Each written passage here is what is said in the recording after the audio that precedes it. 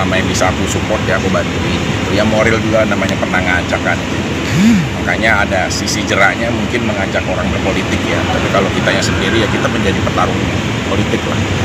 Menang kalah itu urusan Tuhan, yang penting kita berupaya. Terungkap akhirnya sosok yang membantu Det Sunandar dan keluarganya dari keterpurukan ekonomi. Det Sunandar dan keluarga kini tengah dicobai perihal ekonomi. Uangnya habis untuk nyalek.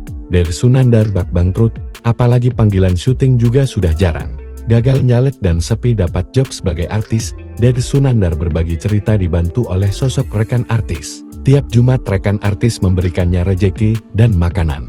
Det Sunandar menjawab soal dirinya banting setir menjadi pelayan restoran setelah gagal nyalek. Pria yang pernah menjadi office boy ini tak membantah dirinya sepi job, bahkan tabungannya habis untuk mencalonkan diri sebagai calon legislatif. Det Sunandar sebelumnya juga menjadi perbincangan lantaran hubungannya dengan Vicky Prasetyo. Vicky disebut-sebut sebagai sosok rekan artis yang menjerumuskan Det Sunandar ke dunia politik.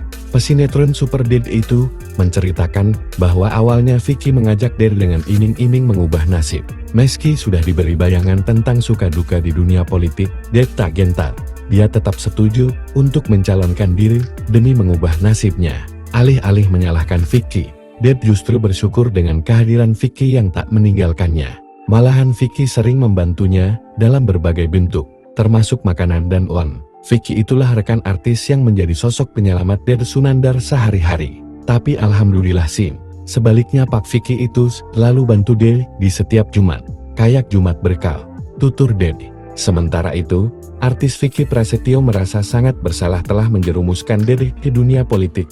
Pasalnya, Det Sunandar sampai rela menjual kendaraan pribadinya demi modal kampanye.